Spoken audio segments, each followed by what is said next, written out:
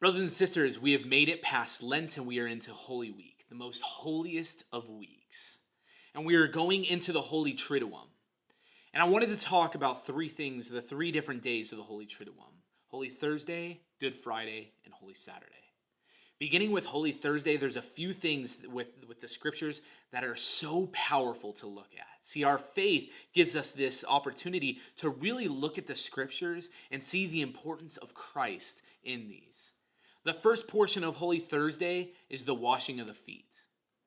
I mean, imagine them all sitting at the table. I mean, we've seen that image, where it's Christ and they're all sitting at that table. I mean, and recently I've actually seen the image or the meme of Christ at the table and everybody else is not there and they're actually in a Zoom call, which I kind of find comical with the times that we're living in.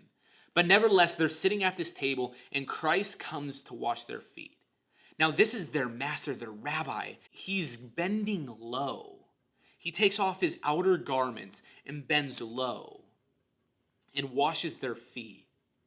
And I mean, a lot of us, we see that and that's disgusting, and these people, they've been walking in who knows what, all day. They're maybe sweaty.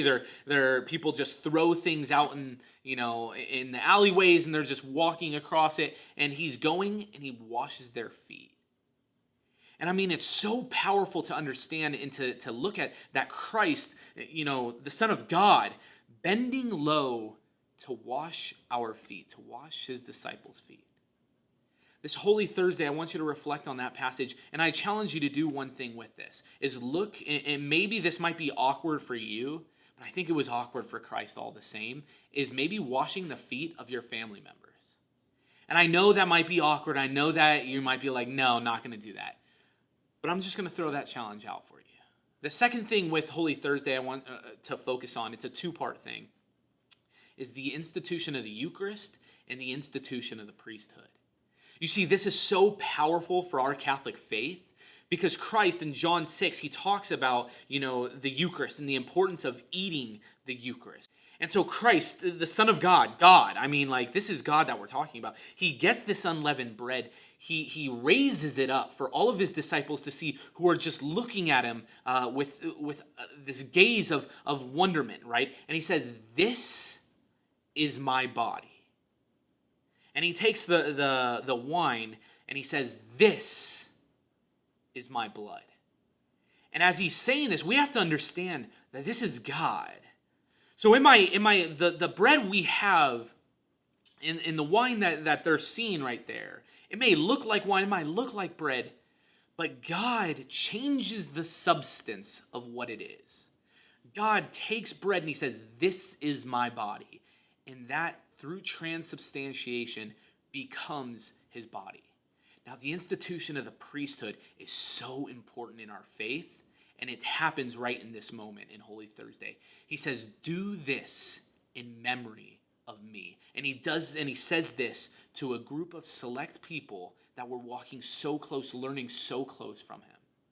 And he says it to them, and he says, "Do this in memory of me." And he doesn't say this when he's on the Beatitudes on the mountain and he's teaching this. He says it in this most important time.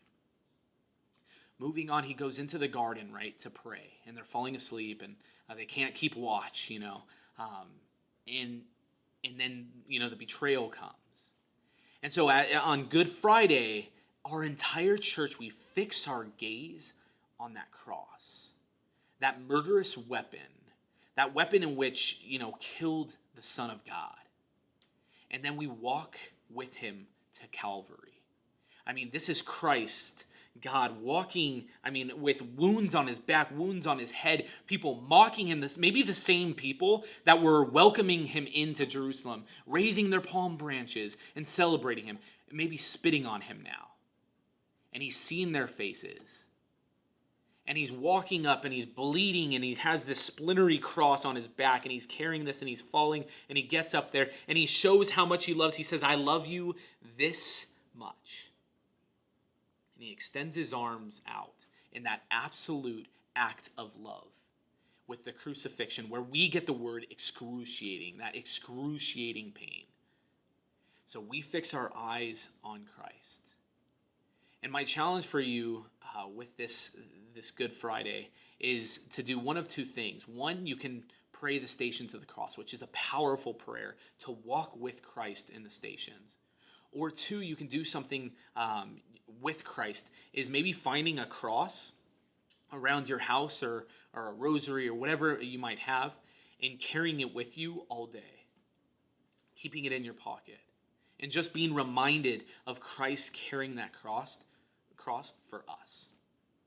And going into Holy Saturday is when the church commemorates that time that Christ is in the tomb. Now we are waiting. And imagine being a disciple and an apostle at that time, where you saw this man, perform so many miracles. And you heard all of his teachings. You saw him walk on water. And now he's lying in a tomb. And your whole life is turned upside down. And maybe you're hiding. Maybe you're scared. And maybe you just don't know what to do. Brothers and sisters, we are an Easter people. And Christ is coming. So as we prepare for this Holy Triduum, I hope and I pray that you prepare your lives and your relationship with Christ during this time for Easter. Because Christ is coming over that horizon. Brothers and sisters, I'm praying for you.